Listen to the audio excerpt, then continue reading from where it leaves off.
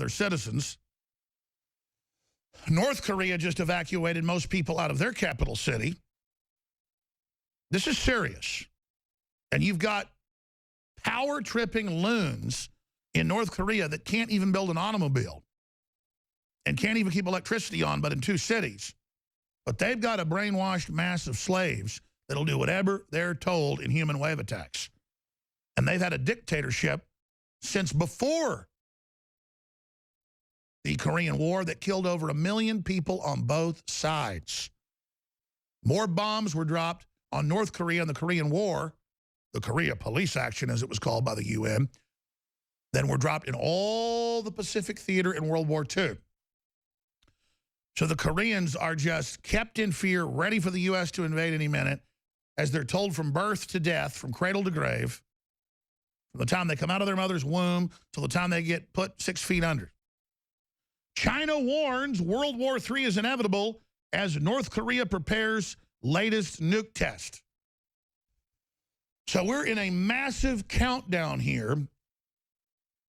So let's look it up. Let's look up, actually. I meant to do this last night, but forgot to. Can you guys do some research? My great team is even better at research than I run on the show. They do a great job there as well. But if the whole research team in there can look at past atomic tests, there's been 6 since Kim Jong-un ascended the communist throne of the people. Total oxymoron, but that's how it always works. When did they test them last time? During the day, late at night? Seems like sometimes in the middle of the night here, but that's in the middle of the day there. And that's where the time zones basically... What time is it in North Korea right now? Because we're talking in 12 hours or how long, most of their days are already going to be up over there. They're 13 hours ahead of us.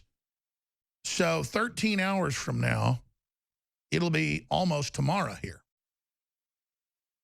So in the middle of the night tonight, when you tuck your children in to go to bed, from any time on then,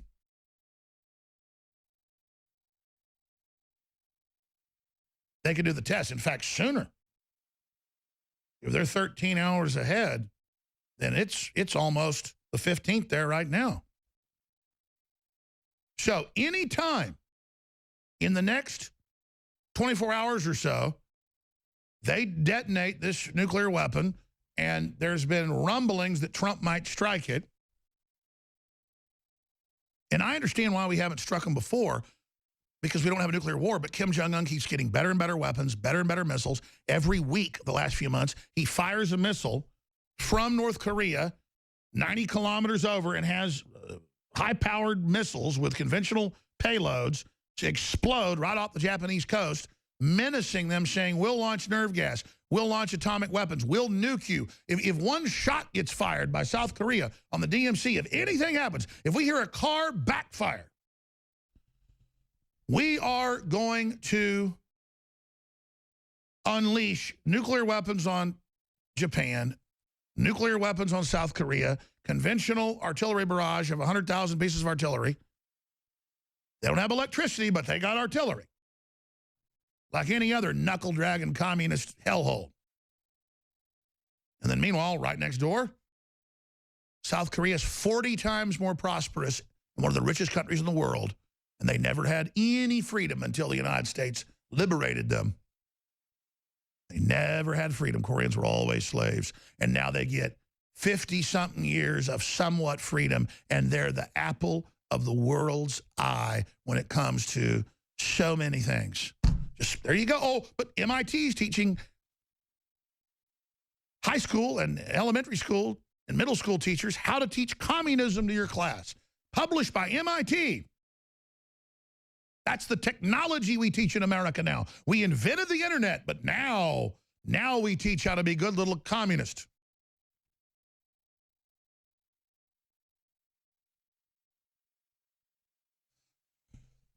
It's amazing.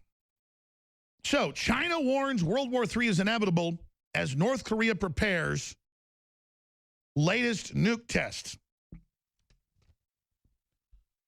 We will go to war if they choose. North Korea warns aggressive Trump not to provoke the North Korean capital. Breaking, Japan preparing to evacuate 60,000 citizens from South Korea. Now, this is a story from the UK Express that is hype, and I'm not defending Trump. I've looked at the already troop developments, the troop movements that were ordered under Obama that are continuing. Donald Trump edges closer to Russia. U.S. soldiers land in Europe after Afghan Moab.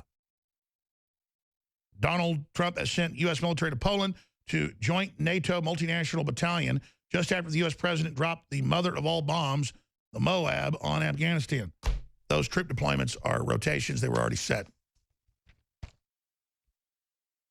Obama put the order in to increase troops by at least 10,000 in the middle of last year. Remember that? Well, that's part of these rotations now taking place. Tillerson has said that the U.S.-Russian relations have hit bottom. That's a diplomatic way, in my research view, it's my opinion, researched opinion, to then say they need to get better. We've hit bottom, to shut down all the claims we're soft on Russia, saying we've hit bottom, now let's come back up. And, of course, that's what he said in the speech as well. Trump may send 50,000 troops to Syria. Well, I told you a couple weeks ago that from our sources, but also MSM admits it, they just don't say the numbers, there's well over 10,000 troops just the last month that have been injected into Iraq and into Syria. And right there in the border region. And they're forcing al-Qaeda, ISIS out.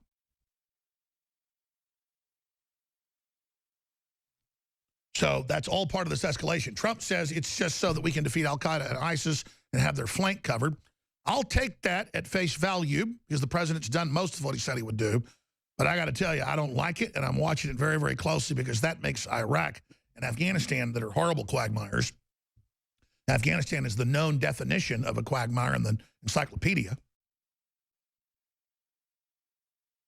This will be much, much worse than that. So that's just some of what we've got here, and I'm going to cover a lot more when we come back from break. But undoubtedly, when I go to bed tonight,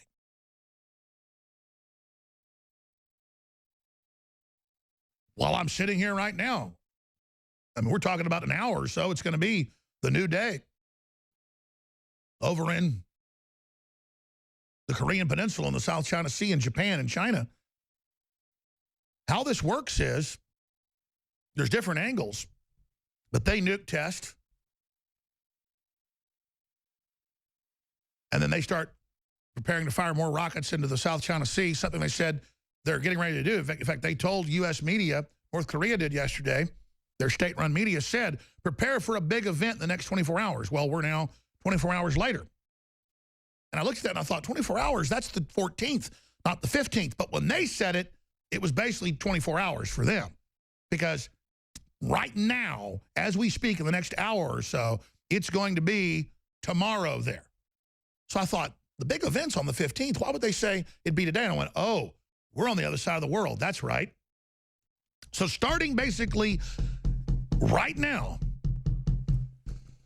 that lunatic on a power trip is sitting on top of a bunch of atomic weapons and delivery systems that can hit Japan, South Korea, China, you name it. And that's why China has said, we need to de-escalate this right now, and North Korea, turn back your coal, your main export, and we may have to nuke you if you test a nuke. We don't know the deal behind the scenes with Trump and the Chinese dictator, but they've signaled that maybe Trump's going to sit back and the Chinese are going to hit North Korea. And the reason that the clock's ticking on this is they're getting better and better weapons. They're getting better missiles. So we just can't sit there and leave it alone anymore. That's why this is coming to a head. China warns World War III is inevitable as North Korea prepares latest nuke test. Daily Express, Pyongyang, or however you say it, playing with fire. Trump prepared to intervene. World War III is near. Officials in China have warned as North Korea prepares for yet another nuclear missile test. And the U.S. and Donald Trump are poised to intervene. Now, the good news is Trump is signaling that he probably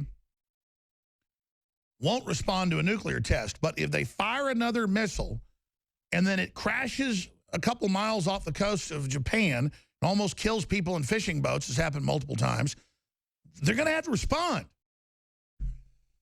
Because he keeps threatening to put atomic weapons or nerve gas on top of them. You can't just sit there with a gun firing across your neighbor's yard when they're out there, you know, mowing the grass or whatever. That's basically what Kim Jong-un's doing. I don't particularly want Trump to strike, but what are you supposed to do when we have defense treaties with Japan, when they're getting upset, and then China's gotten so belligerent, us letting North Korea run around and do all this, that they're taking over the South China Sea. So this is Trump reasserting American sovereignty and dominance with our key trading partners. We're going to open the phones up and get your take on how you think Trump is handling this when we come back at the next segment. China calls for halt to U.S.-North Korea tensions. The media had spun this saying, oh, North Korea says there's a big event coming the next day. And then I guess it was, Daria pointed this out to me, it was a street opening. So they hyped it like a big event was coming. There's other big events too, the nuclear test. They've talked about that for a long time, but our media ran with this, so that's an example of how you get more information. Concerns have been growing that North Korea could soon conduct a 6th nuclear test or more missile launches